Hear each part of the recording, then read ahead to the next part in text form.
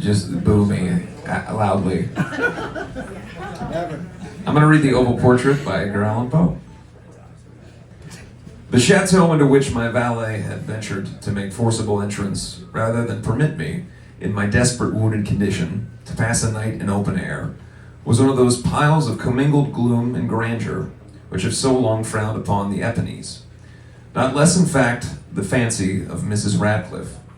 To all appearance, it had been temporarily and very lately abandoned.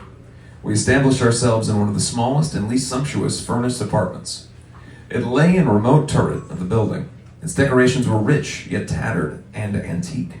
Its walls were hung with tapestry and bedecked with manifold and multiform armorial trophies, together with unusually great number of very spirited modern paintings in frames of rich golden arabesque. And these paintings, which depended from the walls not only in their main surfaces, but in many nooks which the bizarre architecture of the chateau rendered necessary.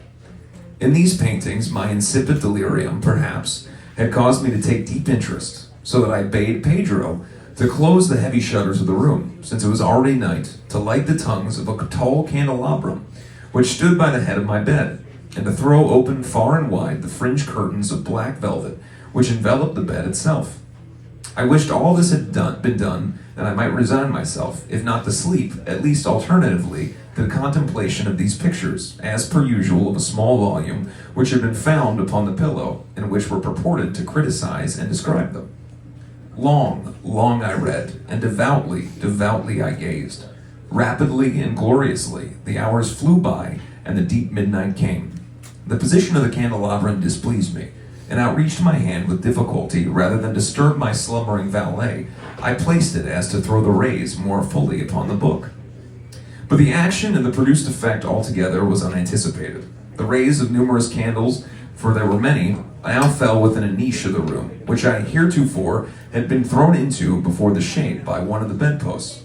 I thus saw in vivid light a picture all unnoticed before. It was the portrait of a young girl who had just ripened into womanhood. I glanced at the painting and hurriedly, and then closed my eyes. Why I did this was not at first apparent even to my own perception, but while my lids remained thus shut, I ran over in my mind and my reason for shutting them. It was an impulsive movement to gain time for thought, to make sure that my vision had not yet deceived me, to calm and subdue my fancy for a more sober and more certain gaze. In a very few moments I again looked fixedly at the painting. That I now saw, all right, that I could not and would not doubt, for the first flashing of the candles upon the canvas had seemed to dissipate the dreamy stupor which was stealing my senses, and to startle me at once into waking life. The portrait, I have already said, was one of that of a young girl. It was a mere head and shoulders, done in what is technically termed as a vignette manner, which in the style of my favorite heads of Sully, the arms, the bosom, and the ends of the radiant hair melted imperceivably into the vague yet deep shadow which formed the background of the whole. The frame was oval, richly gilded and filigreed. As a thing of art, no one could ever speak over Boris talking so loudly while I'm trying to read this. And yet he continued, as a thing of art, I could not be more admirable than the painting itself, but it could have been neither the execution of the work nor the immortal beauty of the countenance, which had so suddenly and vehemently moved me. Least of all could it... You're not a fan yet. Really trying. You're doing great. It's about to be the last place Boris was seen alive. You're doing great, sweetie. I saw at once the peculiarities of the design of the venue. Oh, Jesus, fuck.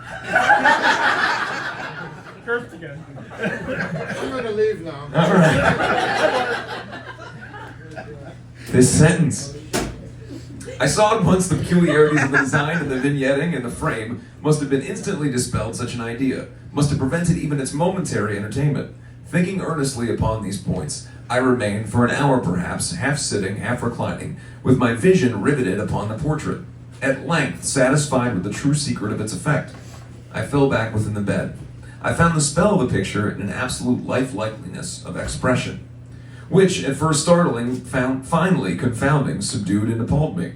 With deep and reverent awe, I placed the candelabrum in its former position, the cause of my deep agitation being thus shut from view. I sought eagerly the volume which was discussing the paintings and their histories. Tuning to the numbers which designated the oval portrait, I then read the vague and quaint words which follow. She was a maiden of rarest beauty, not more lovely than full of glee. And evil was the hour when she saw and loved and wedded the painter. He, passionate, studious, austere, having already a bride of his art. She, a maiden of rarest beauty, not more lovely than full of glee. All like